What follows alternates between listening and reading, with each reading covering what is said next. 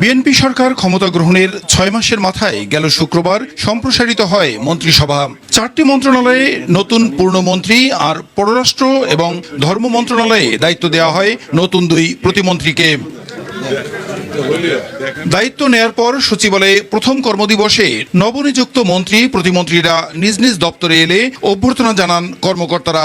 পরে কর্মকর্তা কর্মচারীদের সঙ্গে মত বিনিময় করেন মন্ত্রণালয়ে দায়িত্বপ্রাপ্ত নতুন নীতি নির্ধারকরা।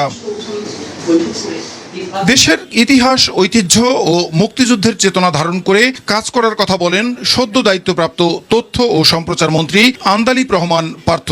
তার অভিযোগ, গেল 17 বছর সংবাদ মাধ্যমের হাত বেঁধে রাখা হয়েছিল। সরকারের সকল কর্মকাণ্ডের জনগণের কাছে পৌঁছে দেওয়া এবং বিশ্বাসযোগ্যভাবে পৌঁছে দেওয়া ভালো জিনিসগুলি, সেই দায়িত্বটা আমাদের অনেক বড়।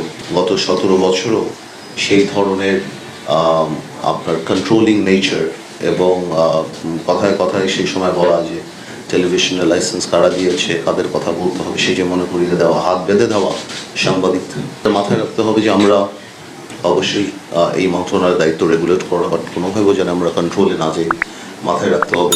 এদিন প্রতিমন্ত্রী থেকে পদোন্নতি পাওয়া বেসামরিক বিমান পরিবহন মন্ত্রী রশিদুজ্জামান মিল্লাত বলেন, 16 ডিসেম্বর চালু হবে শাহজালালের 3rd টার্মিনাল, আর অক্টোবরের মধ্যে চালু হবে কক্সবাজার আন্তর্জাতিক বিমানবন্দরের কার্যক্রম। ফিজিবিলিটি স্টাডি শেষ হয়ে গেলে আমরা এটাতে হাত দিব, তবে দ্রুত পর্যায়ে নিয়ে যাওয়ার জন্য আমরা চেষ্টা করছি, যাতে করে অন্তপক্ষে আভ্যন্তরীণটা আমরা শুরু করতে পারি আগে, তারপরে ইন্টারন্যাশনালে গেলাম।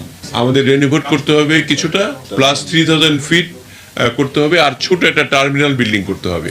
তো এই হলো আমাদের ওখানের কাজ। পরে ওটা আমাদের প্রায়োরিটি ভিত্তিক আমরা শুরু করব। কক্সবাজার ইন্টারন্যাশনাল এয়ারপোর্ট আমরা অক্টোবরের মধ্যে ইনশাআল্লাহ স্টার্ট করব। কর্মকর্তাদের সঙ্গে মত বিনিময় করেছেন নবনিযুক্ত পার্বত্য চট্টগ্রাম বিষয়ক মন্ত্রী সাচিং প্রু জেরি। তিনি বলেন, শান্তি সম্প্রীতি রক্ষায় সম্মিলিতভাবে কাজ করতে হবে।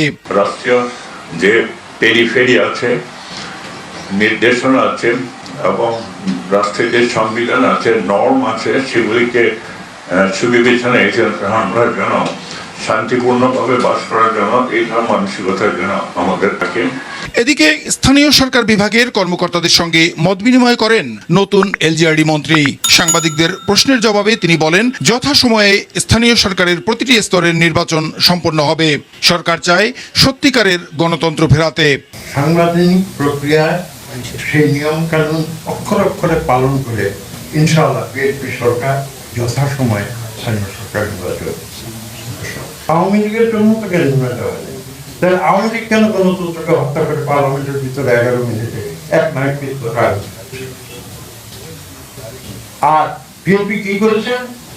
যদি তর্কের খাতিরে ধরে নিয়ে যে বিএনপির জন্ম কেন কথা বলছে, সেই বিএনপি এক নায়কত্ব থেকে শহীদ প্রেসিডেন্ট জিয়াউর রহমান গণতন্ত্র ফিরিয়ে দেবে। স্থানীয় সরকার মন্ত্রণালয়ের কোনো কর্মকর্তা কর্মচারী দুর্নীতিতে জড়ালে তা দুদকের মাধ্যমে খতিয়ে দেখার কথা বলেন এলজিআরডি মন্ত্রী।